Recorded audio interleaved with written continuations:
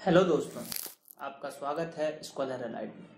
जो लोग ये वीडियो पहली बार देख रहे हैं तो उनसे रिक्वेस्ट है कि आप हमारे चैनल को सब्सक्राइब कर लीजिए ताकि जो भी वीडियोस मैं अपलोड करूंगा आपको नोटिफिकेशन के माध्यम से पता चलता रहे। तो चलिए यहाँ पर हम स्टार्ट करते हैं आज का सेशन। आज जो है मैं आपको इस वीडियो में पटवारी स्पेशल पंचायती राज व्यवस्था का पार्ट 3 बताने जा रहा हूं, जिसके अंतर्गत हम कुछ समितियां देखेंगे, जैसे कि अशोक मेहता समिति। पिछले वीडियो में आपने देखा होगा बलवंत राय मेहता समिति, जिसका मैंने पूर्ण डिस्क्रिप्शन आप लोगों के सामने रखा। इसमें हम अशोक मेहता समिति, सिंघवी समिति और भी एक दो समितियां हैं जो कि छोटी छोटी समितियां हैं, उनके बारे में हम इस वीडियो में डिस्कस करेंगे। तो मैं ब्रजेश सिंह आपको यहाँ पर बताऊंगा पंचायती राज व्यवस्था के जो टॉपिक्स हैं उसमें क्या क्या पूछे जाते हैं, वो सब चीजें मैं यहाँ पर आप लोगों को बता रहा हूँ।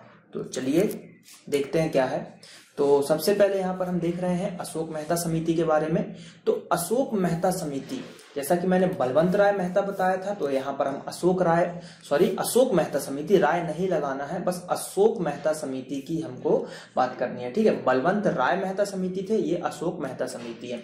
जैसा कि मैंने बताया, तो इसमें देखिए 1 और 2, सिर्फ 2 नाम आया, तो ये जो है इनकी द्विस्तरीय प्रणाली रहेगी। जैसा कि जो बलवंत राय मेहता जी थे उनकी त्रिस्तरीय थी, इनकी द्विस्तरीय होगी, 2 स्तरों में इन्होंने बताया था। तो देखते हैं क्या बोल रहे हैं। अशोक मेहता समिति का गठन दिसंबर 1977 में अशोक मेहता की अध्यक्षता में किया गया था, यानी कि इनका जो है 1977 में क्या हुआ, गठन हुआ। फिर अब देखिए इसमें क्या दिया है कि बलवंत राय मेहता समिति की सिफारिशों के आधार पर स्थापित पंचायती राज व्यवस्था में कमियां उत्पन्न हो गई थी। इन कमियों को ही दूर करने के लिए सिफारिश करने हेतु अशोक राय मेहता समिति का गठन किया था।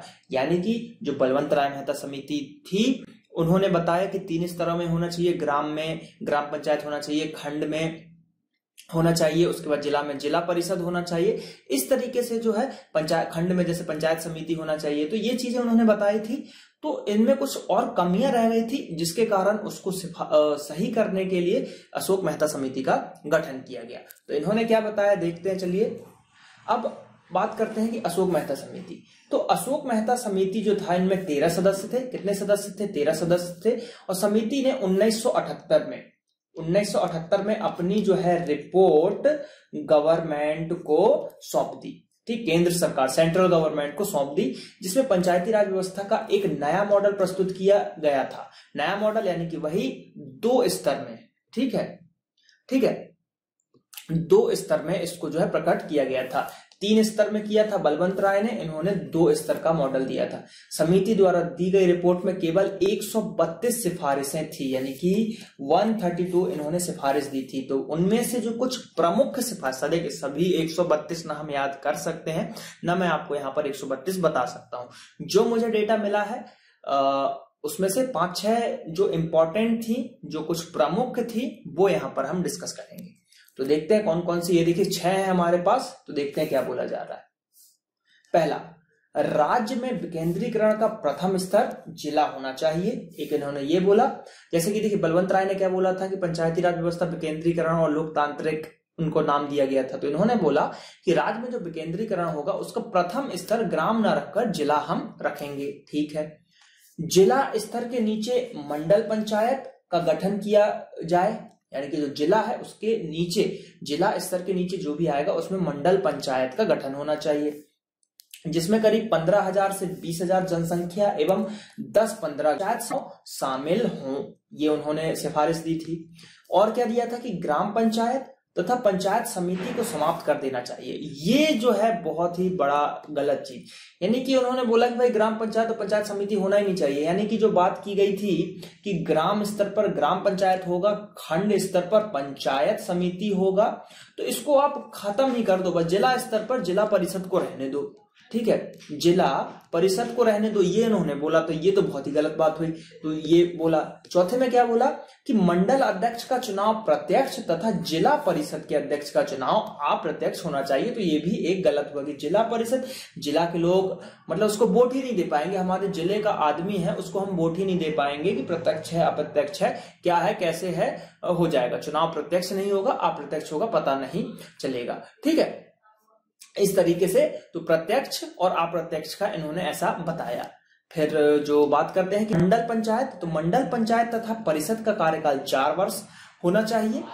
विकास योजनाओं को जिला परिषद के द्वारा तैयार किया जाएगा, यानी कि जो भी विकास होना है वो जिला, तो ये भी गलत है। मान लीजिए जिला परिषद है, ठीक है, और ग्राम है, ग्राम पंचायत, ग्राम है, गांव में विकास करना है तो उसकी रिपोर्ट भी या उसकी योजना भी जिला परिषद बनाएगा, और जिला में करना है तो उसकी भी। तो इसमें यह हो सकता है, थोड़ी सी भेदभाव हो सकती है कि जिला को अच्छा बनाने के लिए जिला परिषद अपने लिए अच्छी योजना बनाए और गांव के लिए थोड़े से खराब बना सकता है। इस तरीके से चीजें की जा सकती हैं।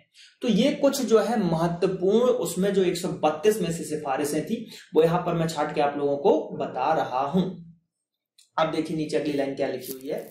नेक्स्ट लिखा हुआ है कि अशोक मेहता समिति की सिफारिशों को अपर्याप्त माना गया। बनी सी बात है, ऐसी चीजें बोलेंगे तो अपर्याप्त माना ही जाएगा और उसे अस्वीकार कर दिया गया। ठीक है, क्या कर दिया गया? उसे अस्वीकार। इसलिए इसमें एक चीज और नहीं बोला गया कि इनकी जो समिति थी, इन्होंने जो ग्राम पंचायती राज व्यवस्था को 2 स्तर पर बताया था, जो मैं बार बार बता रहा हूं। क्वेश्चन यहीं से अराइज होता है कि 2 स्तरीय पंचायती राज व्यवस्था किसकी थी? बलवंतराय मेहता समिति, अशोक मेहता समिति, सिंघवी समिति, ये सब समिति पूछ लेता है, तो इसका आंसर जाएगा अशोक मेहता। जब 3 स्तर की बात आएगी तो बलवंतराय मेहता होगा, 2 स्तर की बात आएगी तो अशोक मेहता होगा। इसको आप कंठस्थ कर लीजिए, आना ही है ये क्वेश्चन।